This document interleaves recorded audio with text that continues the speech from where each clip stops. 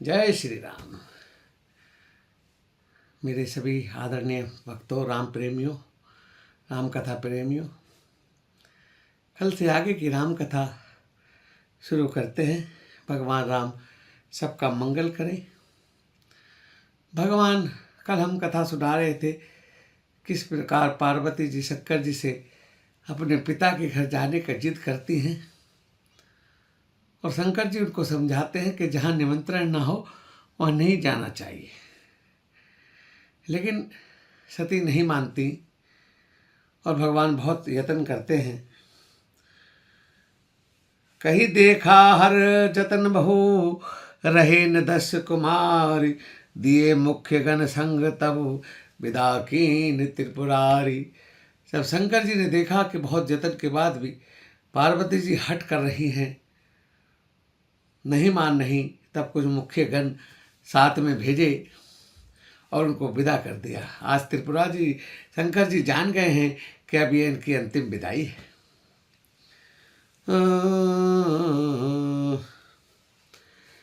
और सती वहाँ अपने पिता के घर पहुँचती हैं और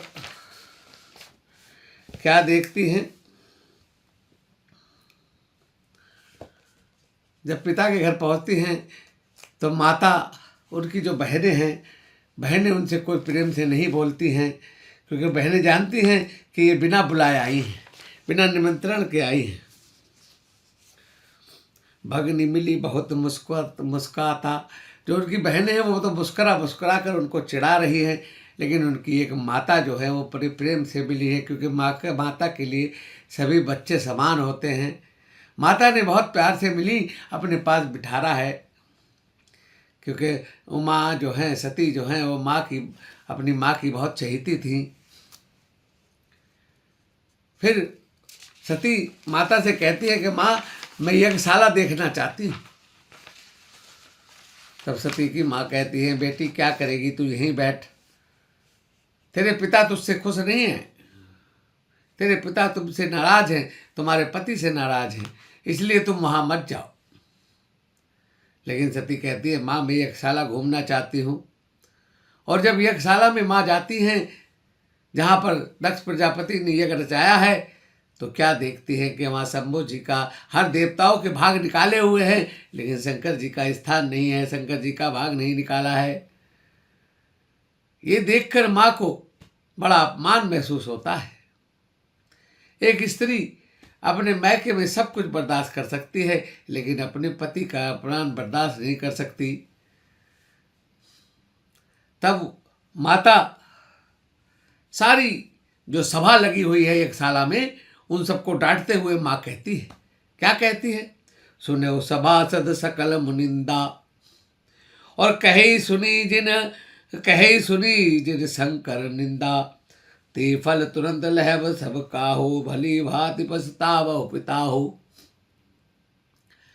और जब वहां पर भाग न होने से सती रुष्ट हुई, तो सती के पिता ने शंकर जी को बुरा भला कहा और सारे देवता चुप बैठे रहे।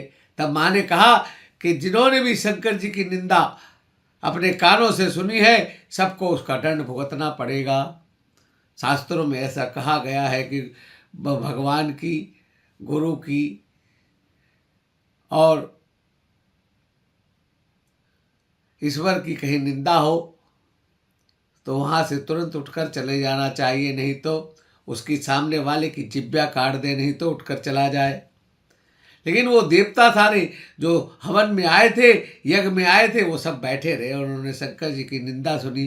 तब माँ सती कहती हैं कि देखो, सबको इसका दंड भुगतना पड़ेगा।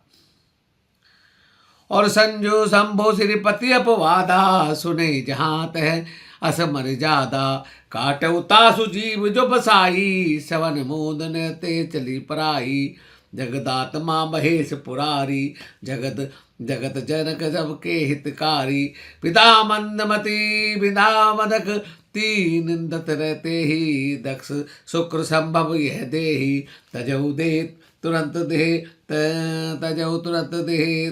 हेतु, उर्धरि चंद्र मौलि वश केतु, अस कही जोग अग्नि जारा, भयो सकल मख हाहाकारा। और मेरी माँ कहती है, सती कहती हैं कि देखो मेरे पिता ने मेरे पति का अपमान किया है। शंकर जी तो जगत के गुरु हैं और जगत के पिता हैं, इन्होंने उनकी निंदा की है। इसलिए और ये मेरा जो शरीर है वो इस दक्ष के शुक्र से पैदा हुआ है, इसलिए अब मैं ये शरीर को नहीं रख सकती। अब मैं इस शरीर का त्याग करती हूँ। और माता ने अपनी योग अग्नि प्रज्वलित की और अपने शरीर को होम कर दिया। और ये देखकर पूरे पूरे जो यज्ञ था उसमें हाहाकार मच गया। माँ सती हवन कुंड में कूद गई। सती मरत हरिसन बर मांगा, जन्म जन्म शिव पद अनुरागा, तही कारण हिमगिरि ग्रह जाई, जन्मी पार्वती तनु पाई। अब उधर माता जब अपनी योगाग्नि में, हवन कुंड की अग्नि में जल रही है, तब भगवान राम के सामने प्रार्थना करती है, भगवान राम का स्मरण करती है और उनसे वर मांगती हैं। प्रार्थना करके कहती हैं, हे प्रभु मुझे जन्म जन्म शिव जी की ही दासी बनाना। और इसी कारण से अगले जन्म में सती मैया हिमराज के यहाँ पार्वती के रूप में जन्म लेती है। बोल पार्वती मैया की जय। और तब नारद जी शंकर जी को संदेश भेजते हैं, जाकर शंकर जी को बताते हैं कि इस तरह माँ ने, सती ने अपना शरीर को होम में जला दिया है।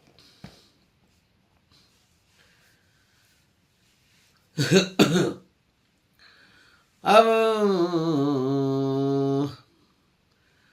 जब शंकर जी को पता चलता है तो उन्हें बड़ा क्रोध आता है।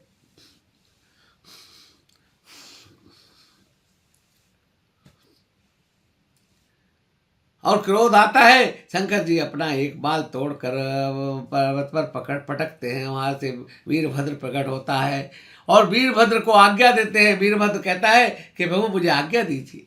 वीरभद्र को आज्ञा देते हैं कि जाके दक्ष के यश को तहस नहस कर दो और दक्ष का सिर काट दो। वहां कोई विचार नहीं करना क्या है। और दक्ष भगवान की आज्ञा पाकर उनका गण जाता है, वीरभद्र जाते हैं और सारे यज्ञ को तहस नहस कर देते हैं और दक्ष प्रजापति का सिर काट कर होम में जला देते हैं। अब सारा जो यज्ञ है वो खंडित हो जाता है। सारे देवता ब्रह्मा जी को लेकर शंकर जी के पास आते हैं, कहते हैं प्रभु यज्ञ तो पूर्ण होना चाहिए, यज्ञ खंडित नहीं होना चाहिए, ये शास्त्र का विधान है, इसे बड़ा अवगुण अपशगुन होता है, इसलिए प्रभु कुछ करिए, चल के यज्ञ को पूर्ण कराइए। शंकर जी तो दयालु हैं और शंकर जी चले जाते हैं। फिर शंकर जी कहते हैं कि इसको, ब्रह्मा जी कहते हैं कि इसको महाराज जीवित कीजिए। शंकर जी एक बकरे का सिर लगाकर राजा दक्ष प्रजापति को जीवित करते हैं और दक्ष प्रजापति पहला शब्द बोलता है बम बम। तो शंकर जी अपने ससुर जी को देखते हैं कि आज ये बम बम कर रहा है। शंकर जी प्रसन्न हो जाते हैं और शंकर जी प्रसन्न होकर ये वरदान देते हैं कि आज से जो मेरा मूल मंत्र है वो बम होगा, वो बीज मंत्र बम मेरा बीज मंत्र होगा।